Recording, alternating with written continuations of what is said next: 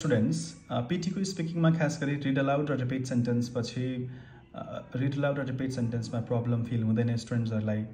यो describe image मा खास गरी म्याप इमेज आयो जसमा एकदमै कम्प्लेक्स खालको डेटाहरु छ अनि लाइन ग्राफ, बार ग्राफ जस्तो एकदमै अब्भियस तरिकाले हेर्न मिल्ने एक्स एक्सिस, वाइ एक्सिस, बार्सहरु नभएको यस्तो म्यापमा चाहिँ प्राय गाह्रो फिल गरेर आउँछ।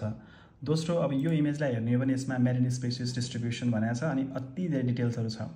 एकातिर PT को स्पिकिङ को स्ट्यान्डर्ड अनुसार फ्लुएन्सी मेन्टेन गर्नु छ, प्रोनाउन्सिएसन चाहिएको छ अनि त्यही बीचमा फेरि आफ्ना सेन्टेन्सेसहरुमा यतिका कम्प्लेक्स डेटाहरुलाई राखेर पर्फेक्टली ग्रामेटिकली बोल्नु इट्स ट्रुली अनलाइकली है। त्यही भएर यसमा चाहिँ हामीले सिम्पली सतही रूपमा यो माथिको मेजर डिटेल्सलाई पर्फेक्ट भोइसमा बोल्यौं भने पनि राम्रो स्कोर आउँदो रहेछ। So let's make a try. Well, this image is mainly about marine species distribution. It's truly informative as well. You know what, there are many species in the world and marine species typically live in water.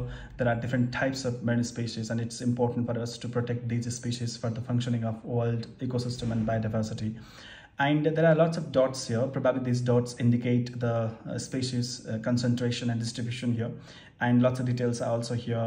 For example, like fish, shellfish, and other types of marine animals or species are presented with the help of these colors and dots here.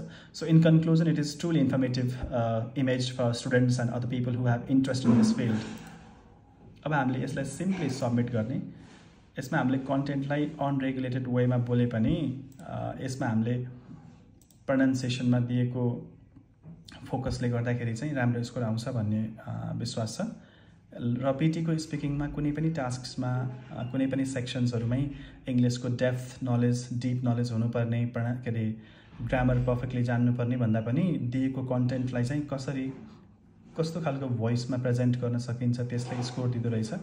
So in PT speaking कसैलाई 65-70 को रेन्जमा score चाहिएको छ भने चाहिँ it is all about like what tampering with your voice. आफ्नो आवाजमा sharpness, आफ्नो आवाजमा चाहिँ एकदम पञ्ची खालको यसबाट हामीलाई चाहिँ 77 आएको छ out of 90। It's not a perfect score but I can tell you कुनै पनि टेम्प्लेट वा कुनै फर्मेटमा नबोलेर र एआई सिस्टमले चोरी गरेको कुरा चोरी गरेको छ कि भन्ने कुरा पनि त्यो असमानतालाई हटाएर पनि 90 मा यो 77 को स्कोर डिस्क्राइब इमेज भनेको राम्रो स्कोर मानिन्छ। तपाईहरुले पनि यसरी ट्राई गर्ने है त।